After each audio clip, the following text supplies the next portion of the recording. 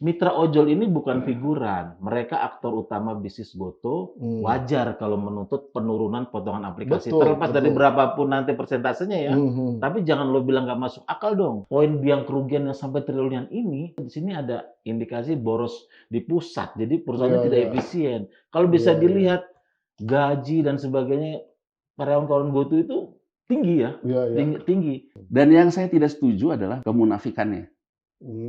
Seolah-olah menjadi orang yang memberikan solusi untuk masyarakat yang kaum papa kita, kaum miskin kita. Tapi sebetulnya dia juga tidak pernah memberikan si kaum miskin untuk naik kelas. Ketika Telkomsel masuk duit 6,4 triliun itu, terjadi buyback itu 1,7 triliun yang menikmati duitnya itu siapa saja udah ada di laporan keuangannya si GoTo sendiri itu udah ada. PT Northstar Pacific Investasi 2,3 miliar. Ada juga 230 miliar. NTH Gema Incorporation ini terafiliasi Northstar. Ada juga PT Amanda Cipta, ada PT Bright Food. Ada WP Investment Fund, ada WP Gojek Investment. Totalnya ini tercatat di laporan keuangan itu 1,79 triliun. Keputusannya oleh Menteri BUMN, Menteri kan? BUMN, Saudara Erick Thohir. Dan ya kan? elit Kakaknya. lokalnya itu adalah kakaknya. Siapa itu? Boy Thohir. Boy Thohir, yang posisinya itu ganda dia. Satu sebagai pengurus, dalam hal ini komisaris, komisarisnya GoTo, dan juga sebagai pemegang saham.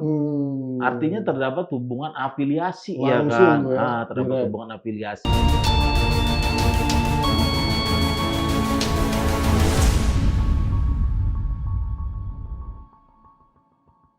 Bismillahirrahmanirrahim. Assalamualaikum warahmatullahi wabarakatuh. Kembali bersama saya Pupi Hidayatullah di acara yang selalu membahasnya berbasis data, yaitu PHD Edan, Podcast House Data, Eksplorasi Data Nasional.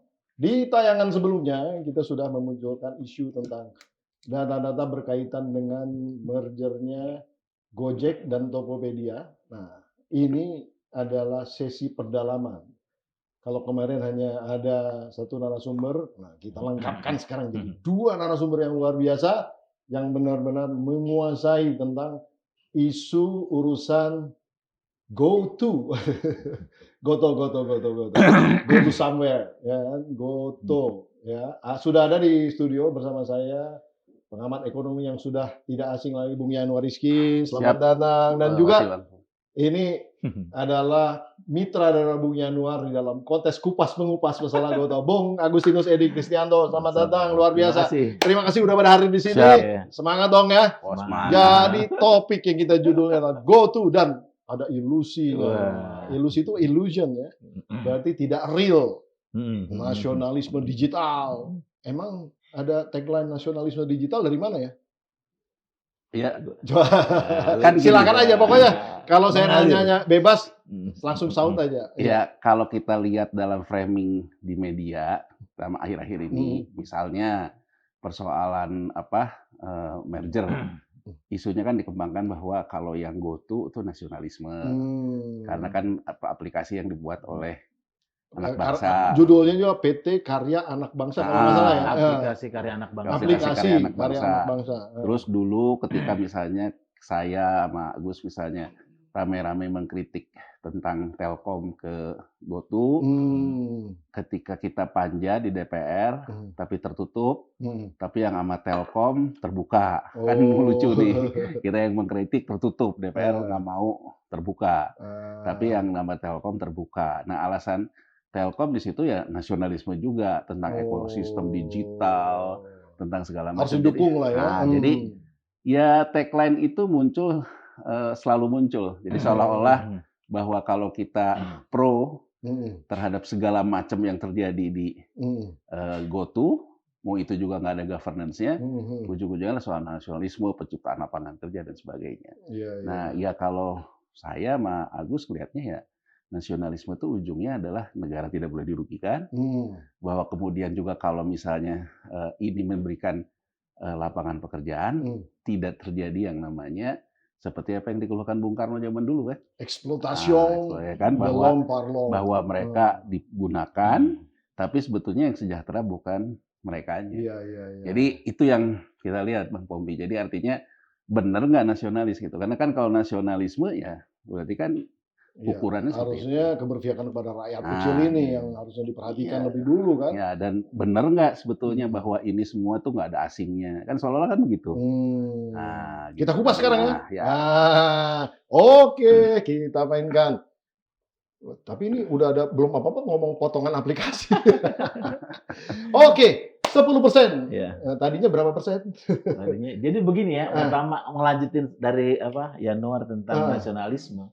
Jadi di sebelum kata nasionalisme digital itu kan saya tambahkan termasuk di tulisannya soal ilusi ya. Jadi kan kita posisi ilusi ini apa sih pengertian ilusi itu kan sebenarnya kita menyebut ketika simbol, jargon atau klaim cinta tanah air itu dipakai untuk menutupi kepentingan elit, korporasi atau asing yang sebenarnya pada ujungnya itu bertentangan dengan kepentingan rakyat. Nah, itu yang saya maksud dengan ilusi dalam kasus investasi GoTo gitu. Nah, kebetulan beberapa pekan terakhir ini, beberapa bulan mungkin ya, kan ramai itu tuntutan dari mitra ojol ya tentang potongan aplikasi yang mereka itu meminta supaya potongan aplikasi diturunkan dari sebelumnya 20% menjadi 10%. Maksimal kan seperti itu tuntutannya. Nah, kenapa saya bereaksi terhadap topik ini kembali ya, selain sebelumnya kan saya bereaksi soal investasi Telkomsel ya. Karena ada pernyataan dari pihak GoTo yang mengusik saya, gitu, mengusik nurani saya. Karena dia bilang tuntutan dari para ojol ini untuk turun 10% ini itu tidak masuk akal. Jadi bahasanya menurut GoTo itu nggak masuk akal. Itu tuntutannya tidak masuk akal. Makanya saya di sini bilang bahwa justru yang tidak masuk penyebutan tidak masuk akal itu adalah logika sesat dari nasionalisme digital dan praktek bisnis dari GoTo yang saya duga kuat itu merugikan mitra ojol, bukan hanya mitra tapi juga dan BUMN. Dalam hal ini nanti kita bahas tentang investasi Telkomsel 6 triliun di GoTo. Jadi bagaimana bisa dari pihak GoTo menyebut para mitra ojol ini menuntut suatu hal yang wajar kan, menuntut 10% itu sebagai sesuatu yang tidak masuk akal. Dari mana saya berangkatnya bahwa saya sebut justru yang tidak masuk akal itu yang ngomong dari GoTo itu dari laporan keuangan mereka sendiri. Karena bagaimanapun juga diakui atau tidak si para mitra ojol ini adalah tulang punggung bisnisnya GoTo. Core bisnisnya. Ya kan di sini saya ada data nih nanti bisa dieksplorasi. Saya dapat dari laporan keuangan 2024 GoTo yang sudah diaudit. Saya lihat dari bagian informasi segmen. Yang bisa dilihat di sini adalah total pendapatan bruto GoTo itu kan 19 triliun. Ya. Sementara itu tahun 2024. Sementara kontribusi Gojek sendiri, ya kan? Gojek ya. Paling gede itu ya. Itu adalah 14,04 T. 72,4%. Dan berarti mayoritas transaksi yang masuk ke GoTo itu berasal terjadi di antara mitra, pelanggan, merchant dan sebagainya. Artinya saya mau bilang mitra ojol ini bukan figuran, mereka aktor utama bisnis GoTo. Wajar kalau menuntut penurunan potongan aplikasi. Terlepas dari berapapun nanti persentasenya ya, tapi jangan lo bilang nggak masuk akal dong. Iya. Itu poin pertama gitu. Mitra adalah tulang punggung. Dan ini rakyat Indonesia nih. Indonesia yang mereka nasionalismenya kalau kayak gitu. Menciptakan lapangan kerja buat 2 juta orang. Katanya kalau GoTo nanti diambil kemana-mana nih. Gara-gara pola pikir yang sesat di awal, kemana-mana akhirnya pandangan orang. Poin pertama adalah lo nggak bisa bilang ini nggak masuk akal tuntutan itu. Kita harus bahas dulu di mana sisi nggak masuk akalnya, ya kan? Ini yang minta adalah tulang punggung bisnis Anda. Ya, kedua mereka kan yang berjibaku di lapangan. Nanti kita akan lihat aspek tenaga kerjanya. Nah, saya mulai dari poin itu dulu untuk membantah bahwa yang ngomong itu adalah logikanya sesat dan ojol itu disuruh masuk akal dia dengan menuntut ini. Gitu. Bung Yanuar, mau tambahin? Ya, jadi kalau kita lihat ya dari sisi akuntansi ya, kan ini pendapatan utama ya. Pendapatan utama yang sebetulnya sudah net off di dia Betul, Karena betul. biaya gini loh, si para mitra itu dia punya pendapatan. Betul. Dia punya biaya kan Iya. untuk usahanya. Dia dipotonglah oleh si aplikasi ini. Mm-mm. Ya.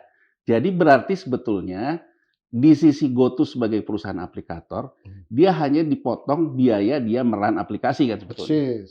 Ya kan? Ya. Sementara kalau buat si mitranya, si ojolnya, dia beli bensin, ya kan? Beli jaket, beli jaket, beli helm. panas-panasan itu juga harus Waduh, dihitung, itu berat banget. kehujanan juga dihitung ya.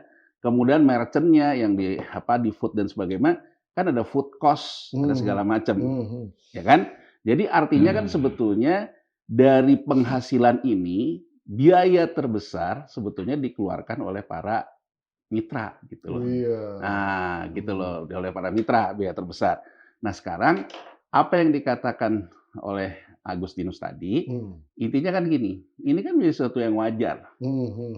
Ya kan, kalau misalnya di situ hanya memotong aplikasi, ya kan, cost-nya jangan sampai setinggi itu dong. Betul, Karena betul. saya harus menanggung cost. Iya.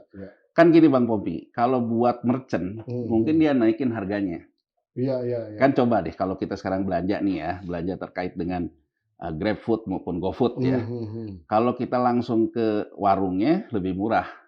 Kan kalau kita tanya, soalnya dipotongnya besar Pak. Iya. Yang tidak sama sekali tidak punya pilihan untuk mengkompensasi cost, itu sebetulnya para pengemudi, para ojol. Iya. Mereka mengandalkan tips dari kita ya, kemudian juga mengandalkan beberapa merchant yang memberikan beberapa insentif lah kepada mereka. Tapi kan itu tidak terstruktur. Tidak pasti. Jadi dilihat dari sisi ini ya, dari sisi akuntansi itu kan sebab akibat. Ya. Ada biaya disebabkan ada pendapatan. Nah, wajar kalau mereka mengatakan saya keluar biaya yang jumlahnya sampai 20%, sementara pendapatan saya tergerus.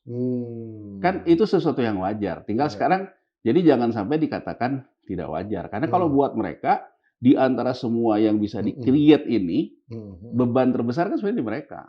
Masih dipotong lagi oleh pendapatan itu. Ya, dan sebetulnya basis daripada pemotongan ini juga ya istilahnya kemungkinan orang yang membayar itu melihat ini kan karena kasihan sama si ya, tapi kan itu tidak terstruktur kan, tidak terstruktur. Bukan karena tips. Maksud saya pemotongan ini 20% mungkin orang banyak nggak tahu gitu loh. Yang penting kan mereka bayar karena pengen ngebantu orang-orang ini juga gitu sebetulnya kan. Nah, coba kita lanjutkan lagi. Nah, ini total insentif pelanggan 3,17 triliun. Semua dipotong dari pendapatan mitra dan bukan dana investor. Ini adalah pricing strategy, bukan subsidi. Artinya insentif pelanggan ini apa ya? Jadi kayak promosi itu ya? Jadi begini, ini adalah poin kedua yang mau saya bantah dari ucapan tidak masuk akal tadi.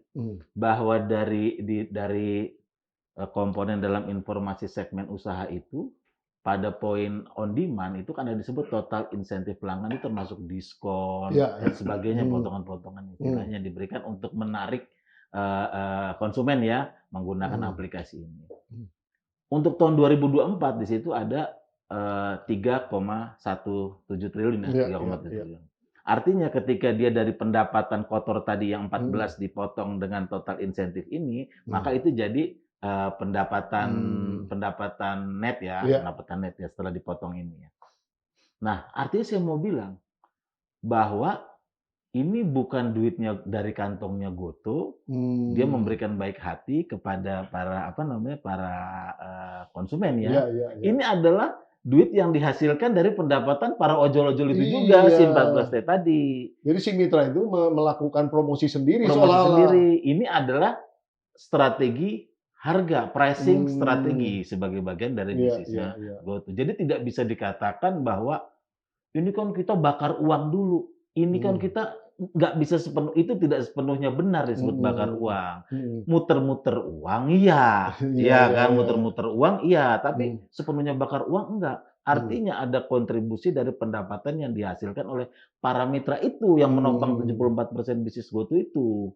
Ini sangat masuk akal, nggak bisa dibilang nggak masuk akal seperti orang GoTo bilang tadi. Yaitu jadi ini bukan kebaikan hati, ini bisnis, ini pricing strategi. Ini pun bukan namanya subsidi. ada orang apa namanya investor besar, ini gue kasih subsidi, lo gratis, begini enggak.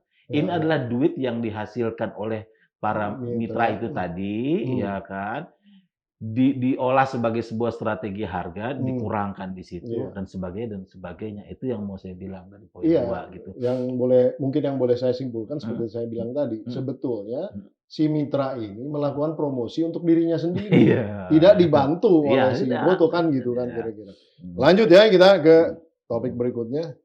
Biang kerugian Gotoh bukan ojol. Data kerugian 2024, rugi operasional 2,24 triliun. Masih ketutup juga yang tadi sebetulnya. Nggak rugi-rugi banget juga. Biaya corporate pihak ketiga 2,2 triliun. Gojek on demand untuk pertama kalinya laba 69 miliar. Kecil sekali 69 miliar ya. Dan baru pertama kalinya dalam sejarah dia mencetak laba ini.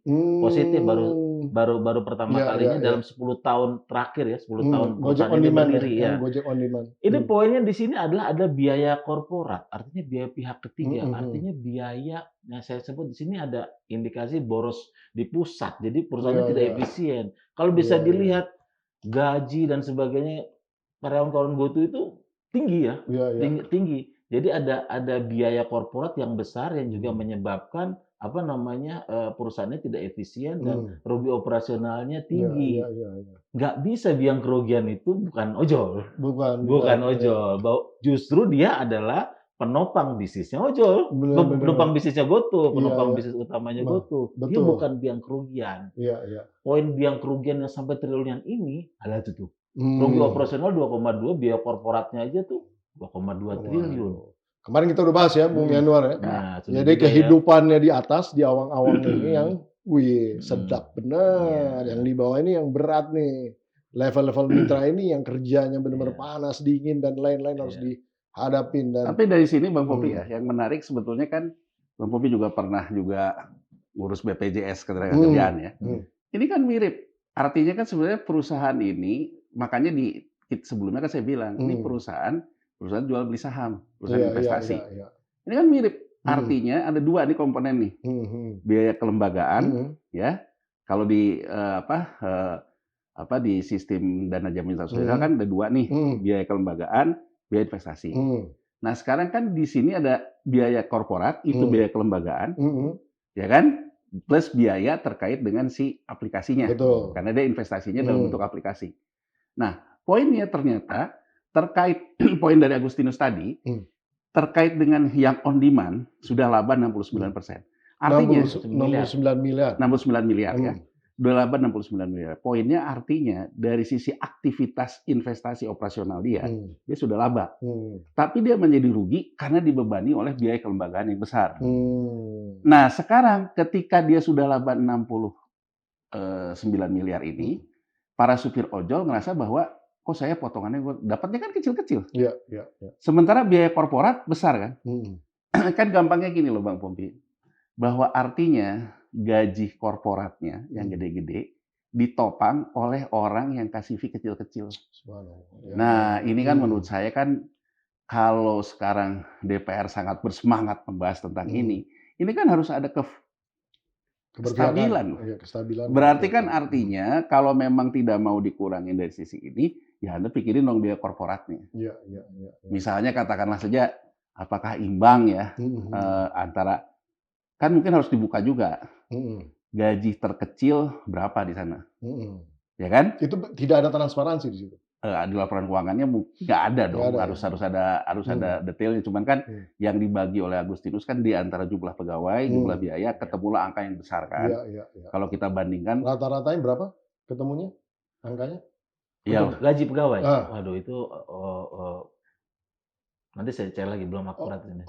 Belum akurat ya. Belum dihitung. Tapi intinya adalah ya angkanya itu nggak kecil, gitu loh. Angkanya itu nggak kecil, sementara kan kita kalau mau pakai perbanding, mitra ini kan sebenarnya tenaga kerja utama dia, yang penghasil income dia. Di kelompok mitra, yang paling kecil dapat uang tuh berapa? Betul. Berapa ketimpangannya? Kan itu ya, yang namanya korporasi kan harus ada keadilan di situ. Betul. Dan karena ini mitra, perlindungan sosialnya tadi karena nyinggung-nyinggung BPJS itu nggak dibayarin oleh korporat. Karena kalau dia sebagai PU atau penerima upah, sebetulnya dia akan dibayarkan sebagian besarnya itu oleh si corporate. Kalau ini benar-benar jadi kayak mandiri, dia harus membayarkan BPJS-nya itu perlindungan sosialnya sendiri sebenarnya. Walaupun mungkin mekanismenya dibantu memotong ya dari income yang ada gitu. Jadi sebenarnya kasihan sekali nih orang-orang di bawah ini.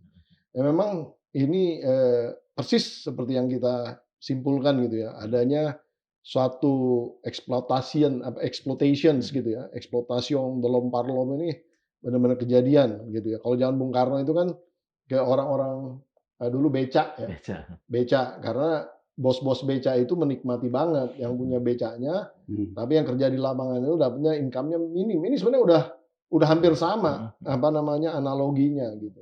Kita lanjut dulu ke yang berikutnya. Nah, ini seru ini. Gimana? Silakan aja langsung. Ini nggak usah saya bacain lah. Biar nanti baca sendiri.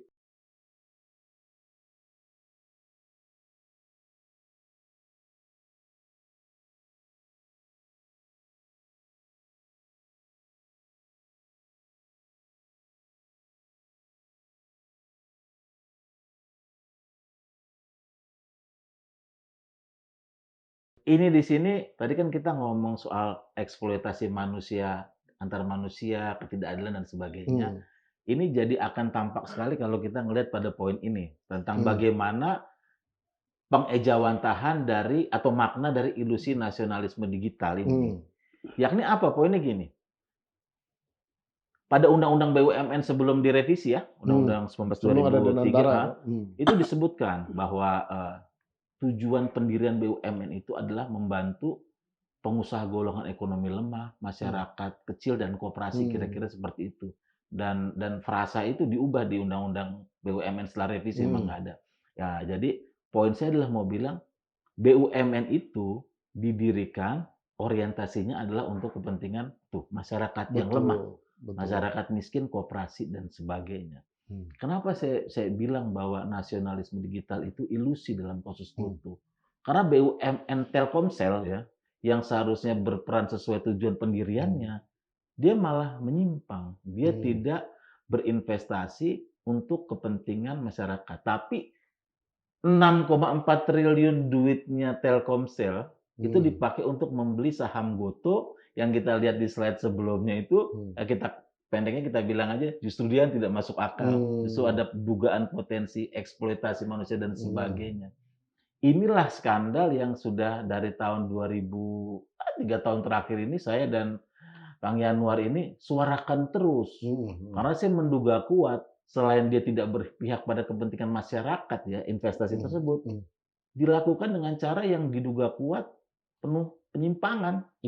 Kaitan konflik kepentingan, tidak transparan dan sebagainya. Dan asing yang diuntungin. Asing yang diuntungkan. Nah, ini yang sampai hari ini masih gelap. Nah, makanya saya berharap dengan pemerintahan yang sekarang ini untuk kemudian penegak hukum bisa masuk ke titik ini karena pertama, angkanya signifikan. 6,4 triliun. Dulu Century 6,7 triliun. 6,7 triliun. Beda-beda tipis lah. Iya. Bu Kiara langsung ketawa tuh kalau saat itu. Dan itu saya sudah bicara ya dengan Kang Yanuar di Panja Komisi 6 DPR. Sebetulnya mereka sudah paham juga duduk soalnya bahwa bagaimana bisa gitu loh. Ya, kemarin kita udah bahas tentang konflik kepentingannya. Tapi saya mau verifikasi dulu. Konflik kepentingannya di mana? Ini kan ada tulis ini. Ini dana BUMN masuk korporasi terus rugi untuk menyelamatkan investor asing dan elit lokal. Iya. Ini keputusannya oleh Menteri BUMN. Menteri BUMN, Saudara Erick Thohir. Dan elit lokalnya itu adalah kakaknya. Siapa itu? Boy Thohir. Yang posisinya itu ganda dia. Satu sebagai pengurus dalam hal ini komisaris. Komisarisnya Gotoh dan juga sebagai pemegang saham. Artinya terdapat hubungan afiliasi langsung, ya kan? Terdapat hubungan afiliasi. Pertanyaannya, apakah ada konflik kepentingan dan sebagainya? Diperiksa lah oleh otoritas, bisa oleh OJK. Apakah ada unsur korupsinya?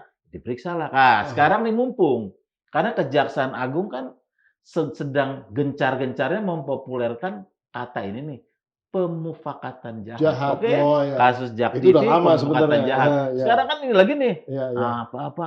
Oh, diduga kuat terdapat pemufakatan jahat di antara pelaku untuk melakukan itu. Pemufakatan jahat dilakukan. Nah, saatnya Terus pemufakatan jahat ini. kata kakak beradik Thohir itu katanya, kita nggak pernah ngobrol masalah itu, gimana? Iya. Percaya nggak?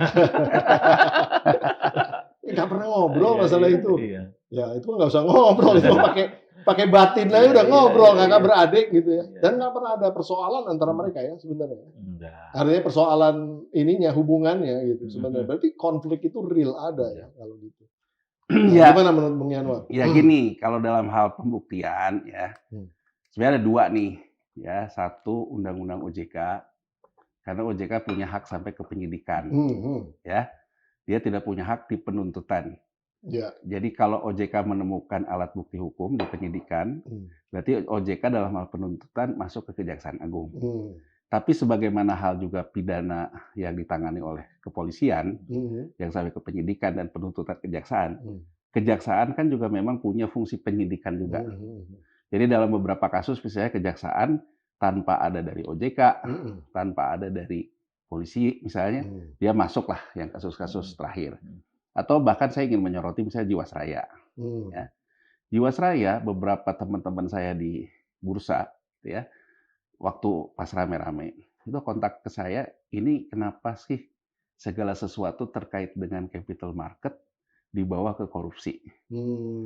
Terus yang masuk kejaksaan, ini nggak nyaman. Pada waktu itu kasusnya juga bahwa kejaksaan memblokir semua rekening kawan-kawan di bursa lah ya, karena terkait dengan terkait dengan Jiwasraya. Tapi kenapa saya ingin membawa ini? Saya waktu itu bilang ke teman-teman di capital market, di bursa, ya harusnya kita teriakin OJK. Kenapa OJK diam aja? Kalau kita ingin diselesaikan dalam ranah undang-undang pasar modal, harus OJK yang bekerja kan, ya Bang Pombi ya. Nah, jadi wajar saja begitu kerugian negaranya itu terjadi di Undang-Undang Keuangan Negara karena persoalan ekuitas negatif di Jiwasraya, maka Kejaksaan Agung masuk.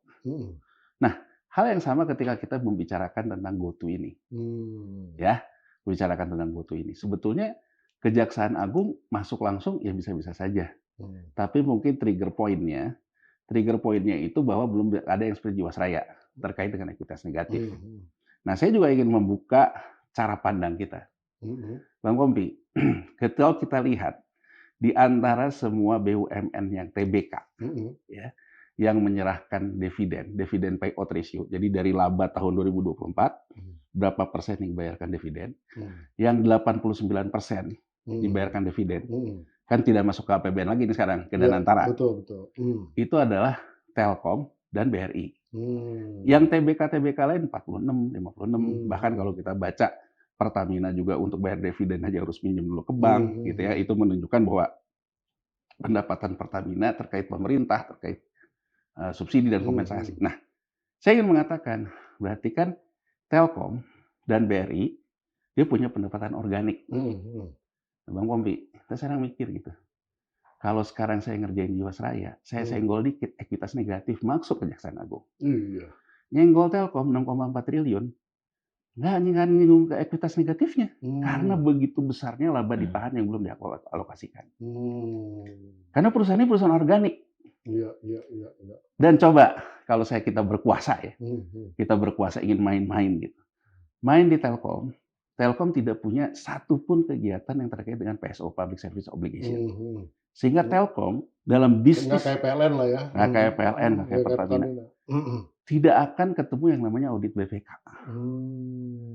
Ini perusahaan komersil yang dipunyai negara, ya kan, perusahaan komersil yang dipunyai negara.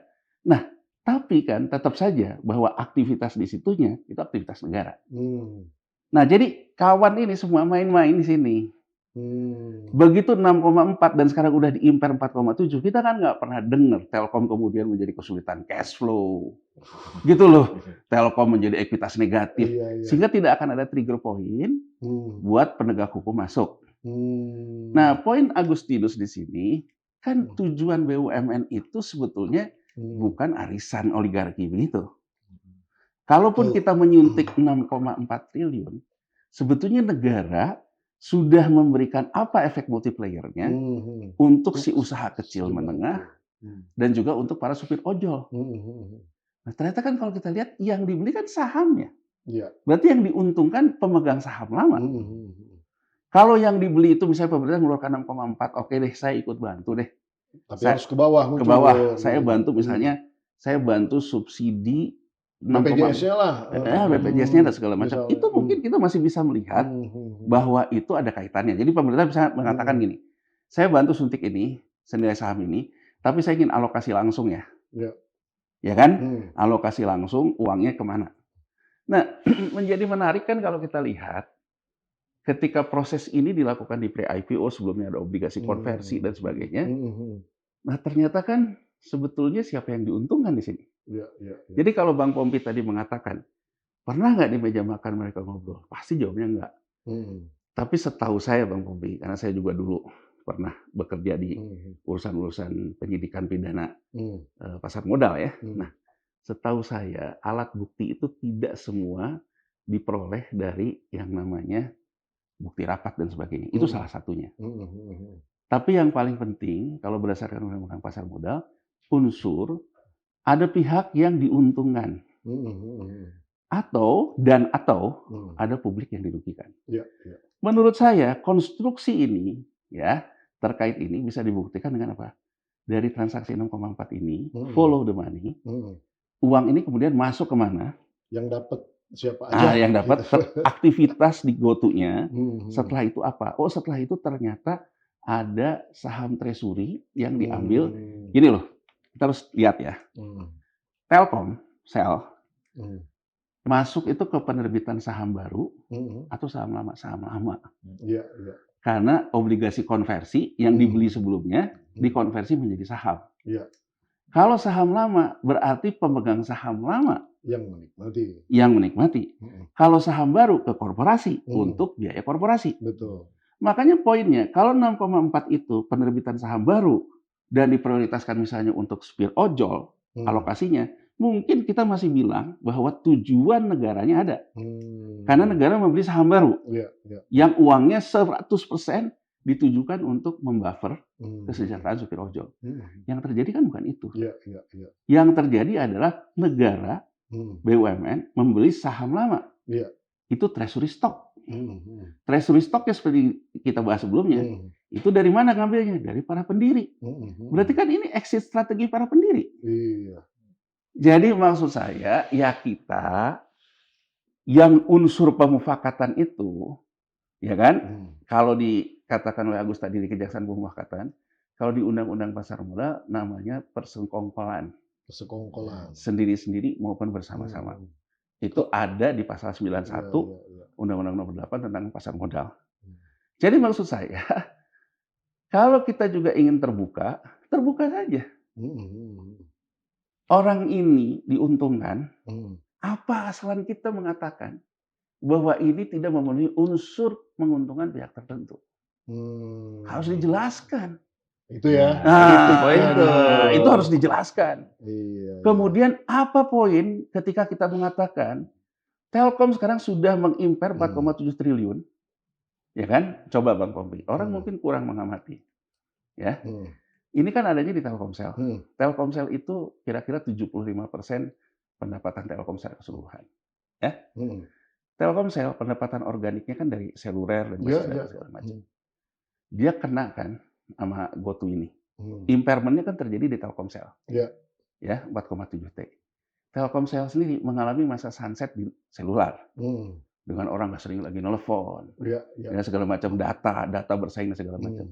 Jadi pendapatan organik dia sedikit turun, kena impairment terhadap penurunan saham GoTo. Apa yang dilakukan? IndiHome di spin off oleh Telkom. Dimasukkan ke Telkomsel. Ini saja menjelaskan berarti Telkomsel harus ditopang oleh unit kerja yang lain, ya kan? Agar performanya nggak anjlok akibat impairment, ya kan? Ya cuman karena perusahaan yang organik, seperti saya bilang, tidak akan pernah menyentuh equity yang jadi kayak Jiwasraya gitu. Sama juga kalau kita menyoroti, oh pantesan aja ya, yang namanya PSSI donaturnya BRI gitu kan kabarnya kan gitu loh. Karena BRI juga sama kan. Disentuh sedikit pun juga nggak terasa tuh barang. Iya, iya, iya. Ya kan tidak akan menjadi publik, wah kaget gitu ya, Iya, karena iya. nggak terasa ada permainan di situ. Nah makanya kan lesson learn yang seperti saya katakan, ini yang harus kita sampaikan ke Presiden Prabowo, apalagi kalau segede Danantara loh Bang Bobi. Iya, iya, iya. Ya kan? Nah, segede Danantara yang sekarang akan mengalokasikan 81,8 triliun. Coba ya, kalau dulu Telkom masih pismil satu-satu. Sekarang Danantara, dia sudah mengambil semua dividen, 81,8. Dari 81,8, saya buat ngacok deh 10%, 8 triliun aja. Mungkin orang nggak sadar. Nggak terasa lah ya. Nah, jadi nggak usah ngaco sampai 100%. Iya, iya. Saya buat yang ngaco deh buat 8 triliun. Nah, 8 triliun deh buat saya sama teman-teman deh. Gitu kan? Yang kayak tadi 6,4 gitu. Ah, gitu kan? 10% aja udah 8 triliun, Iya, iya. Bang Bobi. Gede banget tuh 8 triliun ya. 8 triliun loh. Iya, Nah, iya. jadi maksud saya, kita harus beranjak bahwa kepada pembuktian terhadap hal ini. Siapa yang diuntungkan, siapa yang dirugikan. Agar yang namanya penegakan hukum itu ada. Iya. Bisa nambahkan? Bisa. Siapa yang Jadi diuntungkan, siapa yang dirugikan? Jadi gini, pertama yang mau saya tekankan pertama adalah gini. Yang namanya memproses hukum dugaan skandal Gotoh ini tidak sama artinya dengan menentang nasionalisme. Itu dulu tuh. Karena nasionalisme ini kunci banget. Ini narasi yang mereka buat. Aplikasi karya anak bangsa nasionalis. Itu tidak sama. Jadi mengusut dugaan skandal ini tujuannya adalah keadilan, gitu loh. Tujuannya semata keadilan. Apalagi, ya kan, fakta-faktanya waktu saya di Panja Komisi 6 DPR itu sudah terungkap dari pihak BUMN-nya sendiri ya, yang saya sebut ya. Bagaimana awal proses investasi 6,4 triliun ini terjadi udah ada. Dimulai dari yang menawarkan itu pihak Gotoh. Mau nggak investasi di sini? Walaupun keluarnya nanti tercatat dalam laporan keuangan itu sebagai obligasi konversi dan sebagainya. Setelah itu juga terungkap juga. Kemudian pihak Telkomsel membuat letter of intent, surat minat. Terungkap juga evaluasi. Terus terungkap juga eksekusi 150 juta USD pertama.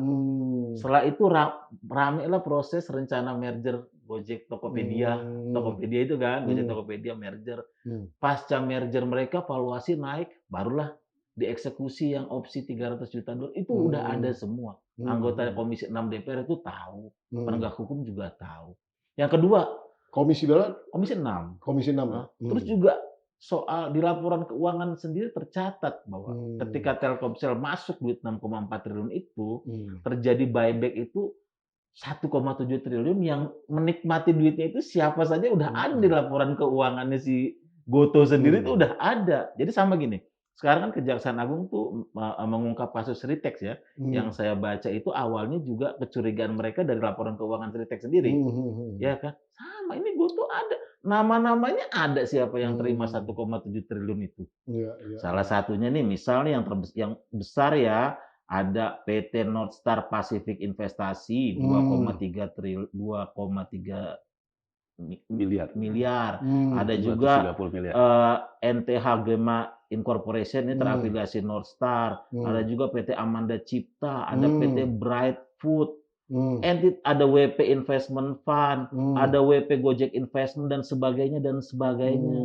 Yang totalnya ini tercatat di laporan keuangan itu 1,79 triliun. Setelah duit Telkomsel masuk loh, yang dijelaskan oleh Kang Yanuar tadi, duit masuk, ada buyback saham treasury, yang duitnya mengalir ke orang-orang ini, yang saya duga patut diduga kuat, dia diuntungkan dong. Karena apa? Karena mereka adalah pendiri yang sahamnya waktu sebelum Telkomsel masuk cuma Rp1. Terus ketika Telkomsel masuk jadi Rp270 per lembar. IPO 338. Jadi masyarakat tuh beli 338. Betul. Sekarang 60 mungkin saya lihat hari ini. Gitu. Nah, jadi kalau itu diusut oleh penegak hukum siapapun ya, itu saya dukung tuh. Dan itu ingat, itu bukan bentuk kita tidak nasionalis, tidak. Sama, karena ini juga tipuan nih. Karena kalau ngapa-ngapain GoTo itu karena GoTo ini kan karya anak bangsa. Enggak. Saat ini pun mereka dimiliki asing. Oh iya. SoftBank dan Alibaba. Kalau ditanya kedaulatan data kita, enggak. Saat ini pun mungkin servernya nggak di sini juga. Iya. di Google Cloud. Iya. Kalau cloud emang nggak bisa dipastikan Iya, kemana. tidak bisa dipastikan kemana. Terus juga kalau mereka itu bilang tidak mau dikuasai asing, lah itu Tokopedia dijual ke TikTok asing. Artinya jangan berlindung di balik nasionalisme, jangan meminta suaka pemerintah untuk mendorong aksi korporasi yang menguntungkan ente doang tuh. Itu yang mau saya bilang tuh gitu. Sedikit tentang DPR. Kenapa sih waktu itu tertutup? Apakah memang kesepakatan dari anggota Komisi 6 itu untuk jadi tertutup meetingnya? RDP ya waktu itu ya? RDP Panja. Panja. Jadi Komisi 6 membentuk Panja GoTo. Kemudian mengundang saya, Agustinus 2, dan ada 2 lagi mungkin dari yang pro terhadap terhadap proses proses Telkomsel masuk ke GoTo ya dengan alasan macam-macam lah. Ya, jadi saya dan Agustinus dianggap yang kontra, 2 yang pro. Nah, ketika akan dimulai sidang, ketua Panja, membuka itu. Ketua Panja yang juga wakil ketua Komisi 6 mengatakan bahwa rapat ini tertutup. Jadi dia minta yang di balkon, wartawan segala macam keluar, termasuk siaran di YouTube dan direkam di YouTube. DPR nggak ada. Nah, saya kemudian dengan Agustinus mengatakan minta terbuka. Nah, kemudian udah sempat juga minta terbuka ya. Udah terbuka, saya bilang saya minta terbuka, ya kan? Nah, dijawab oleh ketua Panja, kalau di antara 2 yang diundang ini ada 1 aja yang minta tertutup, maka harus tertutup. Ya vote. Saya sama Agus terbuka, yang 2 tertutup. Jadi ya kita pada waktu itu akhirnya saya sama Agus ya udahlah gitu ya. Nah, ketika tertutup ya suasananya ya memang ya kita tahulah bahwa suasananya mungkin suasana politik saat itu juga. Jadi kalau misalnya sekarang yang paling getol ini salah satunya Bang Adian gitu ya. Ya kalau berdasarkan sepanjang ingatan saya sih pada waktu itu orang-orang partai Bang Adian yang ada di Panja malah cenderung membela ya gitu. Jadi artinya begitu ya. Itu hal tertentu. Tapi bukan saya juga tidak ingin terhadap satu partai. Hampir semua partai begitu. Jadi artinya proses tertutup ini kan menjadi tidak ada fakta juga untuk saya mengatakan pada waktu itu sikap partai seperti apa gitu ya. Mungkin yang mau saya tanyain adalah kesimpulan daripada rapat Panja itu. Kan setiap rapat DPR itu selalu ada kesimpulan rapat. Masih ingat nggak kira-kira hasilnya apa? Hasilnya nggak ada apa-apa. Menurut mereka tidak ada konflik kepentingan, tidak ada segala macam, ya kan? Jadi setelah kita berempat, ada dulu lagi. Seperti itu. Adian sekarang beda. Nah, yang lucunya besoknya kan datang di Telkom, gitu ya, dan sebagainya dari Kementerian BUMN juga. Itu terbuka, terbuka dan kemudian mengatakan tentang ekosistem digital dan sebagainya. Ya, menurut saya kalau sekarang kita mau putar lagi ke belakang, ya kan? Kita sekarang mau cari rekaman YouTube ketika saya sama Agustinus di Panja, nggak ada karena dibuat tertutup. Ya kan? Nah, jadi saya sih ingin mengatakan ya mungkin sesuai dengan musim politiknya pada waktu itu. Jadi artinya seleranya beda. Artinya kan menurut saya ini saja sudah menunjukkan kan Bang Pompi bahwa sebetulnya bagaimana kita bisa menolak tidak terjadinya konflik kepentingan. Saya mau nanya, apakah di antara anggota-anggota ada yang nanya berapa keuntungannya yang lari ke, kan tadi kan 1,7 tuh katanya yang lari ke North Star dan lain-lain itu. Ada nggak nanya anggota memverifikasi itu? Nggak ada. Oh, berarti udah nggak pusing lagi itu. Iya, karena kalau masih pusing itu berarti ada sesuatu yang mau dikejar. Kalau udah nggak pusing lagi berarti ya sudah tahu lah kita tahu lah. Betul dong. Karena kan itu kan penting. Hal itu kan penting. Masa menyimpulkan sesuatu tidak ada yang diuntungkan? Kan korupsi itu kan pertama konflik kepentingannya dulu, perbuatan melawan hukum yang kedua, yang ketiga memperkaya orang lain itu memperkaya diri sendiri kan. Kalau ini memenuhi semuanya ya harusnya masuk lah itu sebenarnya. Cuma ada yang tanya di luar forum ya setelah di luar forum, karena saya kan harus komitmen ya bahwa itu rapat tertutup, jadi saya nggak bisa katakan apa yang terjadi dalamnya. Tapi di luar ada yang kasak kusuk. Gus, ngomong-ngomong kata dia, Heeh. yang Singtel setuju nggak sama aksi ini? Heeh. Setuju lah, dia bilang kan tuh Oh, disebut. iya, Singtel kan iya, iya, pemilik iya. Telkomsel ada Iya, juga asing Singtel dah, kan. heeh. Singtel juga disebut ya, Mhm, diklaim ya, mhm, menurut ada slide lah dari sumber mhm. saya, bahwa Singtel itu juga menyetujui Mhm, ya mhm. kan proses investasi di GoTo. Ada juga Mhm, Singtel. Dia mhm. malah bilang katanya, ya udah nanti kita agendakan untuk memanggil pihak Singtel juga. Iya, iya, Karena iya. kan ini ada tuh yang ngomong gitu Iya, waktu iya, itu. iya. Tapi soal karena poinnya kerugian ada yang diuntungkan atau enggak, saya udah Mmm. siapkan tuh. Kan tercatat sendiri Iya, laporan iya, keuangan iya. yang GoTo Betul, betul, betul. 1,7 tuh. Nih, saya Heeh. sebut nih yang terbesar nih, 212 miliar saat itu ya. GT, Supco, Singapura, terafiliasi SoftBank. SoftBank udah dapat waktu itu. Udah sebenarnya udah cuan balik tuh Udah ya. Ya, Iya. sekarang dari angka itu deh yang Mhm, SoftBank. Mhm. Dia dapat 212 212,4. miliar, 4. mhm, Saham awal dia, duit mhm, yang dia masukin, itu kan berarti 1 perak. Berarti mhm, Mhm. cuma 212 perak. Mhm. 212 miliar bukan 212 miliar, berarti mhm. keuntungan saham dia SoftBank. sudah 212 miliar itu juga. Gitu kan sudah exit gitu Iya, loh. Jadi iya, sudah iya, iya. exit padahal di saat perusahaan itu rugi. Kalau Mhm, sekarang kita mau ngomongin kepada governance, saat perusahaan masih rugi, apakah boleh yang mhm, namanya pemegang saham pendiri mhm. Ya, ya. keluar tapi masih ada? Iya, iya, iya, iya.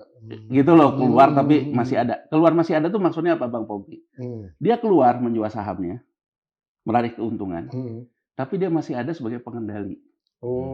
Karena tadi yang Agus bilang, Oh. Telkomsel masuk itu dengan 6,4 triliun, hanya 3%. Betul, kecil sekali. Masuk ke dalam aturan pasar modal tentang pemegang saham di atas 5% aja enggak. Oke. Iya, iya, iya.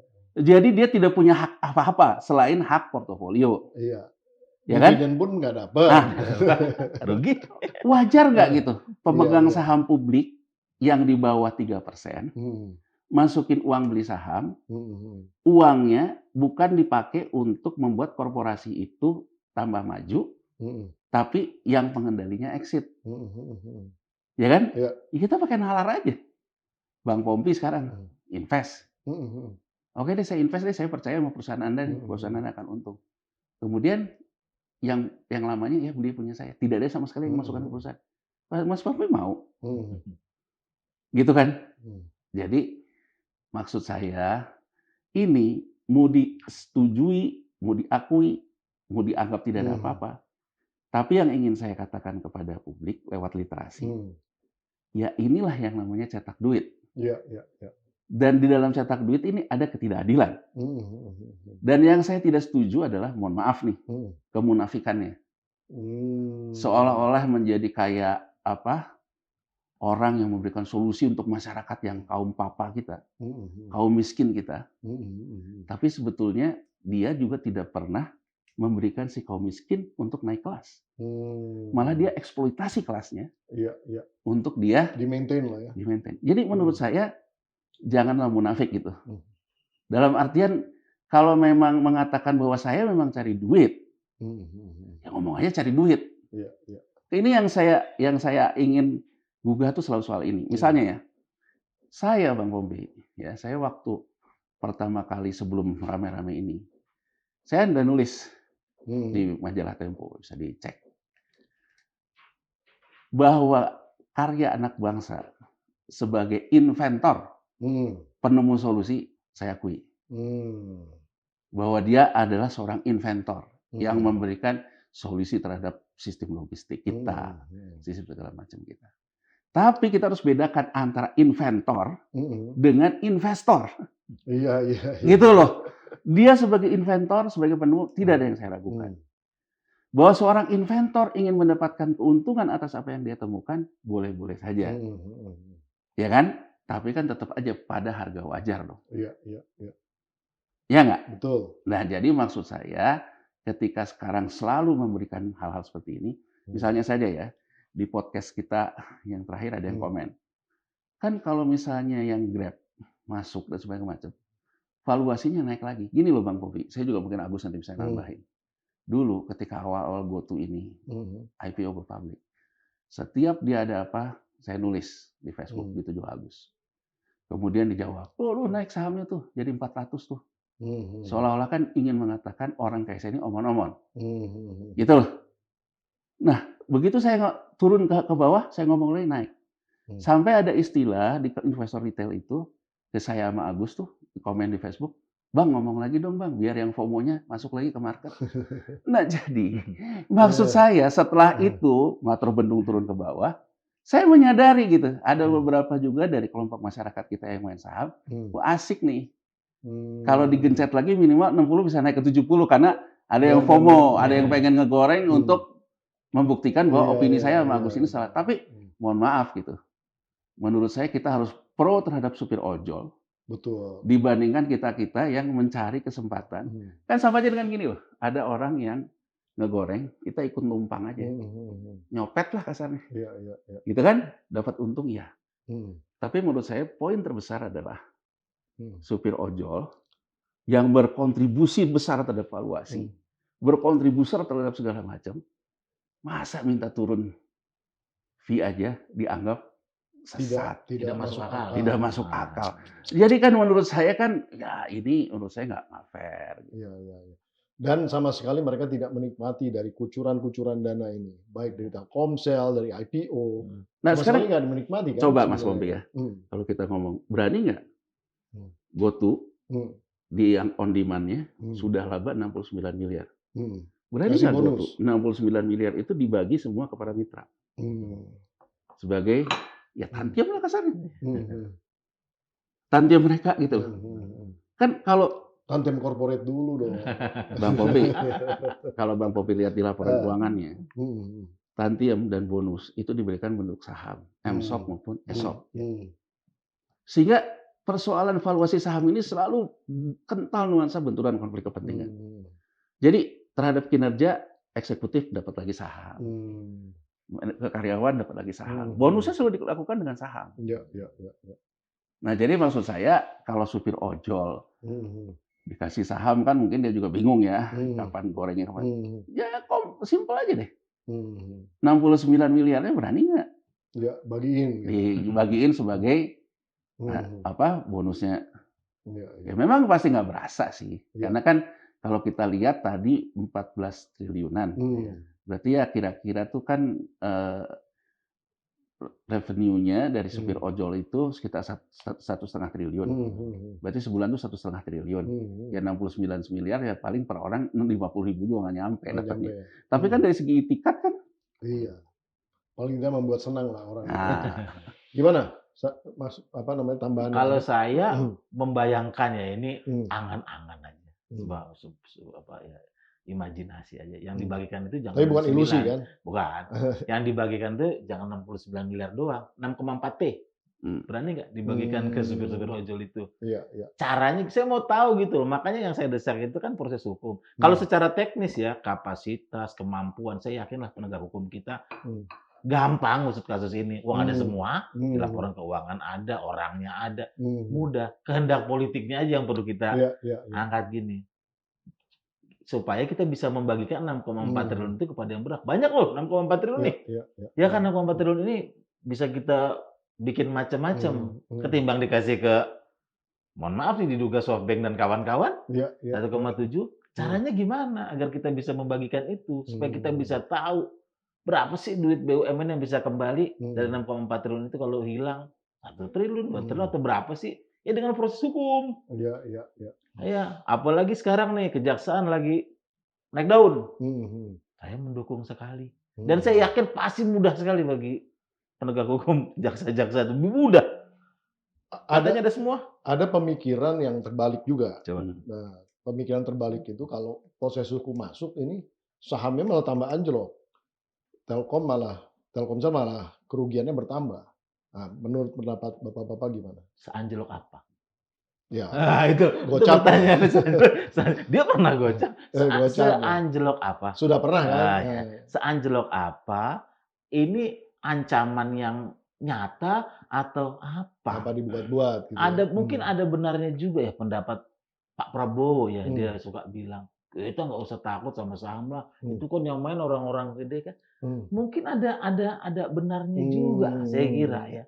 Mungkin ada benarnya juga Pak Dasko itu datang ke kantor bursa terus nungguin chartnya itu, terus tiba-tiba besoknya naik. Karena ini kan yang berdagang ini kan yang bertransaksi ini kan manusia. Kalau manusia ditekan ya dia buyback. Kalau dia buyback banyak yang beli ya naik lah. Iya, iya. Iya kan? Iya, iya. Kan terbukti tuh. Saya ingat tuh waktu kejadian Pak Dasko ke bursa, langsung ada statement dari Boy Toir kalau nggak salah tuh. Ya kita sepakat untuk buyback, besoknya naik. Artinya adalah ini tidak berjalan secara dalam tanda petik sepenuhnya alami juga. Iya, Ada iya, kan iya. faktor manusia. Yang bertransaksi itu kan manusia. Iya, iya. Begitu juga GoTo. Kita perlu cek siapa pemegang saham terbesarnya, siapa yang saat ini memegang portofolio GoTo terbesar. Kalau Telkomsel sih tanpa perlu kita apa-apain ancaman dan sebagainya udah amsyong ya kan. 6,4 triliun dapat 3% di perusahaan yang rugi.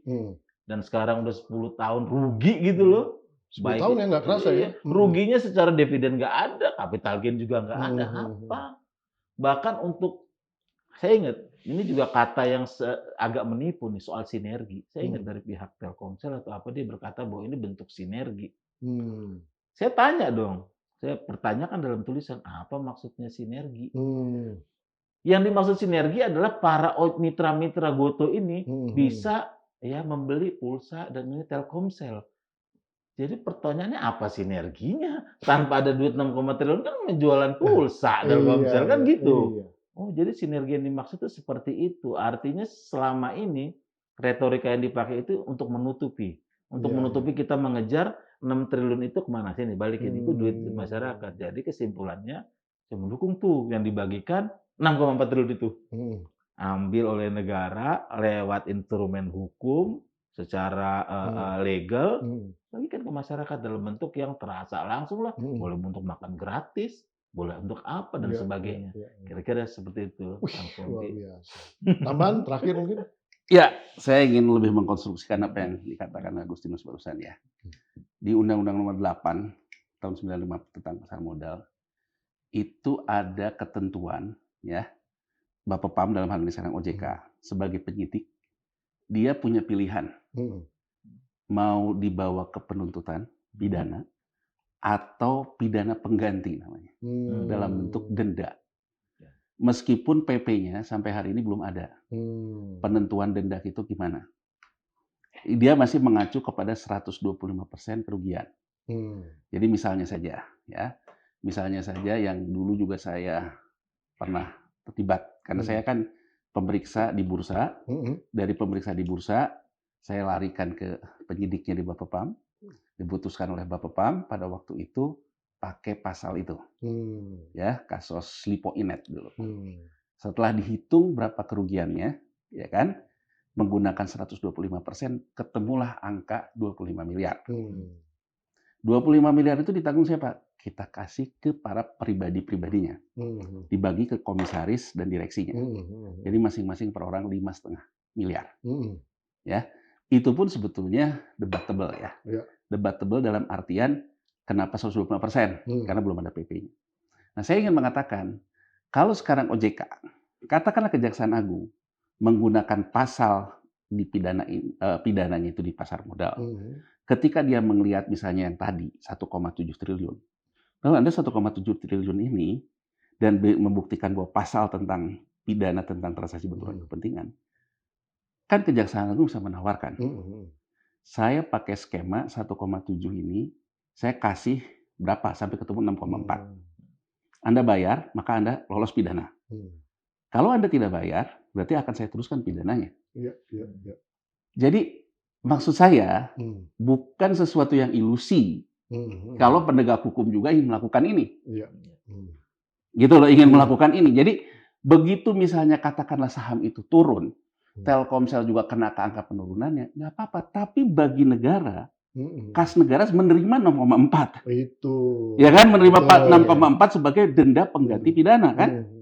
Nah, denda pengganti pidana yang 6,4 ini, ya negara kasihin aja ke supir ojol kan. Iya. Karena mereka yang berkontribusi. Jadi ini Bang Kompi, saya juga ingin menekankan apa yang saya katakan di podcast kita sebelumnya. Dikasih saham merah putih itu. Iya. Oke lah, mungkin kalau kasih saham merah putih, ini perusahaan udah ribet gitu segala macamnya. Mungkin 6,4 ya. Jadi benefit aja. Jadi benefit. Kalau 6,4 per bulan mereka 1,5 T, ya berarti kan sebetulnya 6,4 itu sama dengan para supir ojol ini akan mendapatkan pendapatan 3 bulan, Bang Bobi. Gitu loh pendapatan mereka selama 3 bulan, berarti kan akan dia dapetin. Kan kalau kita hitung kan 1,5 T itu sebulannya dari semua supir ojol. 1,5 T itu 20%-nya. Berarti kan sebetulnya si supir ojol tuh 80% dari itu kan.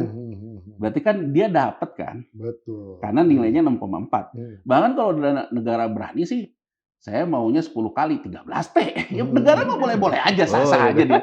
Sah-sah aja untuk dia. Karena kan ada denda, ada bunga, macam-macam lah. Saya ambil contoh Madoff ya. Madoff ketika 2008 di Amerika Serikat terjadi crash itu.